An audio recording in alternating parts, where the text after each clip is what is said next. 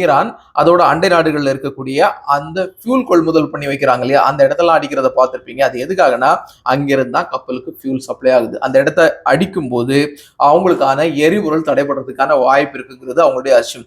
இதனாலதான் அங்க அடிக்கிறாங்க.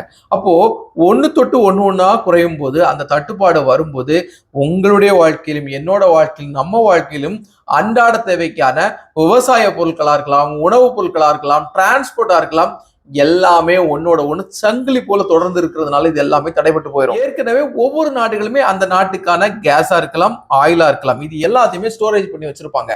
இருந்தாலும் எத்தனை நாட்களுக்கு இதை வந்து ஸ்டோரேஜ் பண்ண முடியும்? கண்டினியூவா 10, 20, 30, 40 சொல்லி ஒரு வருஷத்துக்கு ஸ்டோர் பண்ண முடியுமா? அதுக்கான இடவசதி இருக்குமா? நிச்சயமா வாய்ப்புகள் குறைவு. அந்த கண்டினியூட்டி, செயின் கண்டினியூட்டியா இருக்கிறதுனால, கப்பல் மூலமா இறக்குமதி பண்ணக்கூடிய அளவுக்கான ஒரு வாய்ப்புகள் இருக்கிறதுனால, அந்த கண்டினியூட்டி இருக்கிறதுனால தேவைக்கு அளவுக்கு அவங்க நிர்வகிச்சிட்டு இருப்பாங்க.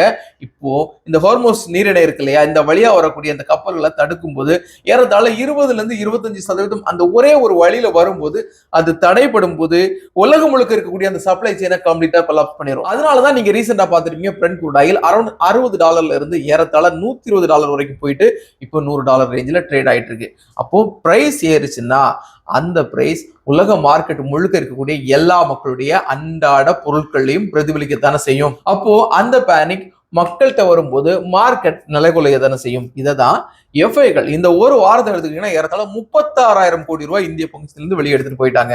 இந்த ஒரு மாசத்துல, அதாவது இன்னைக்கு 13ஆம் தேதி, மார்ச் 1ஆம் தேதி தொடங்கி இன்னைக்கு வரைக்கும் 13ஆம் தேதி வரைக்கும் ஏறத்தாழ 56,000 கோடி ரூபாய் எஃப்ஐக்கள் இங்கிருந்து பணத்தை வித்து வெளியே எடுத்துட்டு போயிருக்காங்க.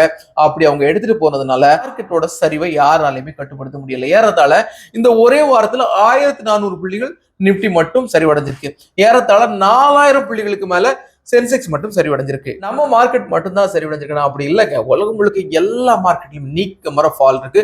அமெரிக்காலையும் இந்த ஃபால் கண்டினியூவா இருந்துட்டு இருக்கு. இதுல இந்தியா எந்த அளவுக்கு பாதிக்கப்படும்னா, நம்ம ஏற்கனவே பல வீடியோல சொன்ன விஷயம் தாங்க. இந்தியாவோட கன்சூம் நுகர்வு இருக்கு இல்லையா, அதுல 85% இறக்குமதி மூலமா தான் ஃபில் பண்ணிட்டு இருக்கோம். அப்படின்னா இந்த 85% உலக நாடுகள்ட்ட இருந்து, ஈரானா இருக்கலாம், ரஷ்யாவா இருக்கலாம், வெனிசுலாவா இருக்கலாம், எந்த நாடா இருந்தாலும் சரி, சவுதி அரேபியாவா இருக்கலாம், 85% நம்ம இறக்குமதி பண்ண வேண்டிய ஒரு சிச்சுவேஷன் இருக்கும்போது ஏற்கனவே ஒரு ப்ரெடிக்ஷன் இருக்கும். அதுக்கான பட்ஜெட் அலோகேட் பண்ணியிருப்பாங்க.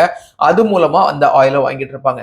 இப்போ தடாலடியா அரௌண்ட் $50-60 இருந்தது $120 இல்லை, இதுக்கு மேல இனி போகக்கூடிய ஒரு சூழல் வந்தாலும் அது கம்ப்ளீட்டா ஏற்கனவே கணக்கீடு கொடுத்துருப்பாங்க இல்லையா, அதை தாண்டி போகும்போது ஓவர் பட்ஜெட் ஆயிடும்.